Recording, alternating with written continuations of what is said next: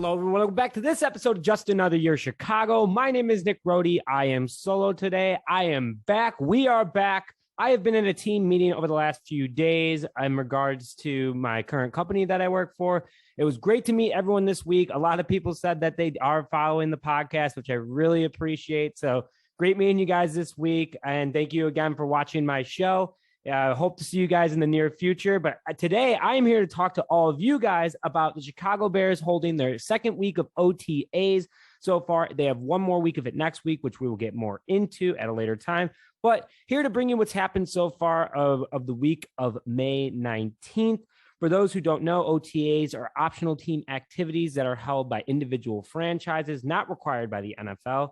And players do not have to show up. But guess what? Almost everyone showed up on the Chicago Bears roster. Matt Eberflus, Ryan Poles, Ian Cunningham are definitely doing a fantastic job of creating a culture that people actually want to show up to. With Matt Nagy, not a lot of people showed up last year. So felt good, looked good. They've had some great weather over the last couple of days, and the Bears are looking like they're starting to really gel together. So Bears made some roster moves over the last couple of days. There's been a couple of promotions on the coaching staff, but I'm really going to hit on what the offense and defense is looking like so far and how they're already making the tweaks necessary to be a much better team this upcoming season. Again, I said 11-7. Tony said 12-6. That's all I got to say. I think the Bears are going to make the playoffs this year, but again, we are optimistic sports fans for optimistic sports fans, and we're going to here to bring you why. So very excited to share with you, but before we begin, we'd like to thank our sponsor, Stupid Car Tray. Tired of your pizza topping sliding, office coffee distracting you while driving, grease and other stains getting on your seat, or you're just enjoying a game on the couch and don't want to lean over? Look no further than the Stupid Car Tray. Visit www.stupidcartray.com and use discount code J16 to get 16% off your entire order. Link in the description. And now Stupid Car Tray has cup holders and mug holders. You can never have too many cup holders in your car. The Stupid Car Tray's newest product allows you to be able to place Slurpees, Hydro Flasks, Yetis, and more safe and secure during your ride. Use code JAY16, that is J16, to get 16% off your entire order. Make sure you put that in at checkout. So, and before we get into it, I just would like to send some thoughts and prayers to former Chicago Bear Terry Cohen. Unfortunately, as some of you guys may have heard, he ended up rupturing his Achilles this past week during a live video on Instagram showing that he was battling back into the NFL. But unfortunately, and this is after a severe MCL and ACL injury that kept him out nearly for almost 2 seasons. He was ready to go. And on the video, it's a little graphic. If you have a light stomach, I suggest not watching it. But he unfortunately ruptured it. He knew it the second he did it. So prayers to him, hoping for a speedy recovery. I want to see him back in the NFL. His story is incredible. If you haven't read his story, I'll make sure that I link it in the bio, in the description. It's long, but it teaches you everything you need to know about him. And I have the utmost respect for Cohen moving forward. So hopefully things get better for him. Hopefully he heals quickly, and I would love to see him in the NFL again. So let's get into topic number 1. The offense looks like they're really starting to click already, especially the younger guys with Justin Fields, which is huge. Let's hit on Justin Fields first. Justin Fields, who has been there every single day, has been on his iPad at night before going out or while out, just going over plays, talking about them with his teammates, going over different motions, what Luke Getsy's bringing to the table. We're in good hands, Chicago. That's all I got to say. This guy wants to win, and when he holds up the Lombardi Trophy for us, we all know that he was the guy. And got to thank Ryan Pace for that, because he did draft him and stole him from the New York Giants. So let's get into a little bit more about Field and Luke Getsy. Getsy has been a great mentor, great coach for Fields as far as like he hit the ground running with him. And that's what we needed for Justin Fields to move forward. So Fields have been taking things very slow with Luke Getsy, though. And Luke Getsy is very patient with him, understands that Fields wants to be the most improved quarterback in the NFL, most improved player and the best player that he can be for the Chicago Bears and in the NFL. And it's literally down to taking 2 steps back, how your footwork is, how strong your footwork is. Is it in the right direction? Are you looking in the right direction? Everything that you've learned from when you were a little kid playing whatever sport or whatever activity that you did, this is what he is doing, like baby steps to define things, the best way to put it. But he is looking good. There's definitely improvement in his footwork. There's definitely improvement in the arm angle of his pass and where to look, overall body structure, posture and confidence in the pocket is skyrocketing through the roof. It's not like the stock market, which is just taking an absolute fall. Field stock just keeps going up. That is something that you did not see with Trubisky and Matt Nagy and Bill Lazor. I mean, Bill Lazor, I don't know how much because Nagy kind of just controlled everything. But I will say this is that remember when Mitchell Trubisky went to Matt Nagy after the 2019 season, said, let's work things out. Let's work on what I want to work on, what you want to work on. And Nagy stood him up. Yeah, not the case with the Chicago Bears. They're meeting with Fields all the time, especially Luke Getsy. And that is what you want to hear. Velus Jones Jr., who just signed a 4-year rookie contract, congratulations to him, looks to be one of Fields' favorite targets right now. Lots of clips of them working together. He looks good in pictures. He looks athletic. He's burning out defenders, which is great. I mean, again, when you're one of the fastest guys in the NFL, there's nothing you can really do, even when you're on the Chicago Bears or you're one of the best players in the NFL. But again, I just want to reiterate this, is that Jones Jr. was the number 1 wide receiver in Division I NCAA play last season of creating separation downfield. Fields was the number 3 deep ball passer in the NFL last season. Put those two together, you're going to have a pretty good combination of football.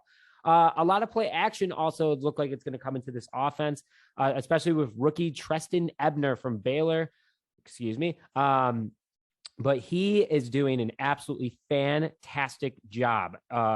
He's fast. He did a lot of that at Baylor this past season in college. So I think that's the big reason why the Bears drafted him, is that we haven't had play action out of the backfield. So good for him. Like seeing Ebner, ripping it up and also creating a relationship with Justin Fields that could last a long time. It has been confirmed from internal sources and from the Chicago Bears that they're going to be a heavy outside running team this upcoming season. Thank God. Everyone knows exactly what I'm thinking. Draw. Was the only run play Matt Nagy ever ran, unless Justin Fields or Nick Foles or anybody, Mitchell Trubisky, was breaking out for their life to get out and run into the outside. My dad and I would scream at the TV, and I know a lot of you guys did too, for the last 4 seasons, because we never ran the ball outside when there was wide open gaps to the right and the left. It was just absolutely amazing. So Matt Nagy took his draws with him, and they're not coming back. They could come back if they're used in the right, situation. But again, we are going to become a very heavy outside running team, and that also includes Justin Fields. It's not just the backfield as a whole. It's also Justin Fields, which I like to see when you got a guy with 4.4 speed at a quarterback. David Montgomery, Khalil Herbert, and again, rookie Treston Ebner all have explosive speed and good footwork. That is something that the Bears are definitely favorited, and they could break things to the outside. And Luke Getsy did that a lot with Aaron Jones in his backfield in Green Bay. Happy he's bringing that here. I don't like that Fields is going to be running outside a lot, though. I hope that they do it with an extra blocking scheme, because it's a risk of injury, especially guys who want to take guys out, which I think is totally uncalled for and unnecessary. But it does happen, unfortunately, in the NFL. Let's go to Lucas Patrick real fast. In regards to run blocking, this guy is an absolute beast. Great guy, great posture, classy guy on the podium, answers all the questions, and he's funny. I mean, seriously, I think on the resume of bringing in free agents, Ryan Poles said you have to be funny. Like, you have to be funny with the Chicago media, because the last couple of years have been so awful. I think there needed to be a way to kind of, calm the waters a little bit. But Lucas Patrick's doing a fantastic job with this scheme. He knows Luke Getsy's offense. He's being a mentor to the younger offensive linemen who don't know it and helping them out. So great thing so far for Lucas Patrick. Very happy, and he was an absolute steal. Let's go to the defense quickly. First of all, I want to kick things off is that they're looking absolutely amazing, as always, again, under Eberflus and Allen Williams. To start, the Bears are also reported to start heating things up with not trading Roquan Smith, extending Roquan Smith and giving him a big contract this upcoming offseason, or this offseason going into this season. And it's starting to make sense a little bit why Ryan Poles maybe wasn't so aggressive in free agency, because you do have to sign arguably one of the best, if not the best, young linebackers in the NFL. And he's probably going to end up becoming one of the highest paid, if not the highest paid linebacker in the NFL after this contract. And I'm happy that Ryan Poles sees that and wants to do that for Roquan Smith. I know Roquan Smith wants to be here. He is officially the leader of this defense. I don't care what you say, but I am very happy to share that news with you folks. Three guys I want to hit on quickly. Travis Gibson, I think he probably put on 25 pounds, mostly muscle. I mean, you can't just put on that in that short amount of time, but he is a beast and looks very, very good at camp so far. He has been at every practice as well. Shows him in camp video, it shows him exploding off the ball, blowing up plays. and looks like a smarter and even better football player. Got to thank Ryan Pace again for drafting this guy. I mean, later round pick, he's doing pretty well and looking like a strong replacement for Khalil Mack so far. Kyler Gordan has been a ball hawk for the Chicago Bears in training. He has picked off Justin Fields a couple of times, but really it's everybody else that he is just going after it. He's getting after the ball. He's making plays against the run. He's looking like a good athlete. And I really think that he has a shot at winning Defensive Rookie of the Year. I'm putting that out there right now.